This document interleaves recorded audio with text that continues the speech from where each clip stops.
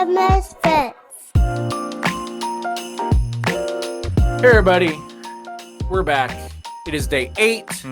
We are almost to Christmas. Brandon is almost gleefully ready to be done. Out of songs. Yeah. I don't know how many more. I'm like, yeah, we'll see. There's maybe one more that I think you have very little chance of getting. The other ones you should be able to get. Able to get. So let's see how we do with day 8. Go ahead and reach in and see what we've got.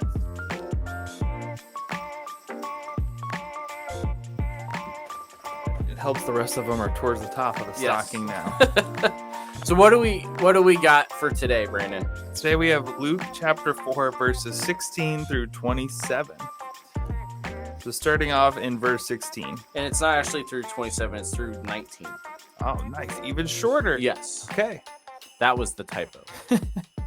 That's a good typo. That's a very good typo. All right. And he came to Nazareth where he had been brought up, and was his custom, and went to the synagogue on the Sabbath day, and he stood up to read. And the scroll of the prophet Isaiah was given to him. He unrolled the scroll and found the place where it was written, "The Spirit of the Lord is upon me, because he has anointed me to proclaim good news to the poor. He has sent me to proclaim liberty to the captives and recovering of sight to the blind, and set at liberty those who are oppressed, to proclaim the year of the Lord's favor." So, this is Jesus's gospel thesis that a lot of people like to ignore, which means that this verse may or may not actually be familiar to you as far as the verse in the psalm. But there's one carol that is very, very clearly the right answer to this one. Immediately, Land of Liberty popped in my head, and that is not it. That is not it. I know that is not it. That'll get you booed. Where's it at? Yeah, there it is.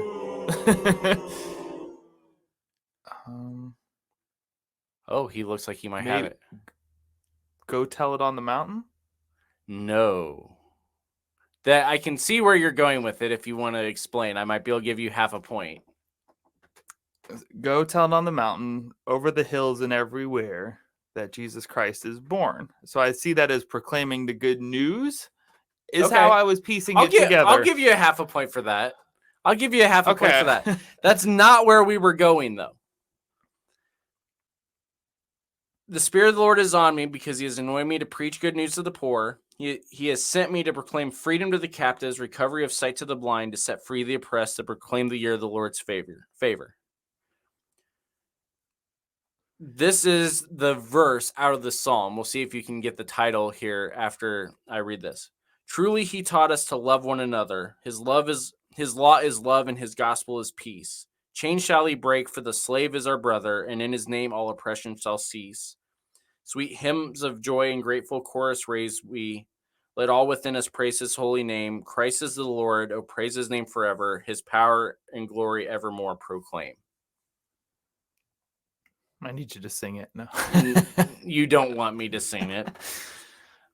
I don't know this. It's O Holy Night. You said it actually, I think yesterday, again. It's O Holy Night. This verse. I would have not picked this one as O Holy Night. I don't think I would have gotten that one for this verse specifically out of O Holy Night is the one that a lot of people, when we asked on Twitter what their favorite carol was, this was the verse that was it. Chains shall he break, for the slave is our brother, and in his name all oppression ceases.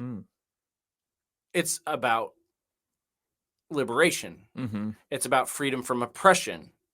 Whether it's physical or spiritual, all oppression shall cease. And that's what Jesus proclaims reading out of Isaiah. Good news to the poor, freedom to the captive, sight to the blind, freedom to the oppressed. Part of what we have with this, so this is written in 1847 in France by Adolphe Adam. And it was originally written, any guesses? It's a funny one. It was a birthday song. Kind of. It was a birthday song for the new organ that they had, and they wanted a song that highlighted all the new stuff that the organ could do.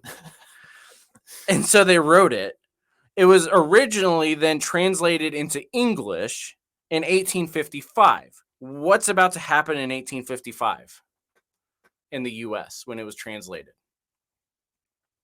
Think through American history. 1850s.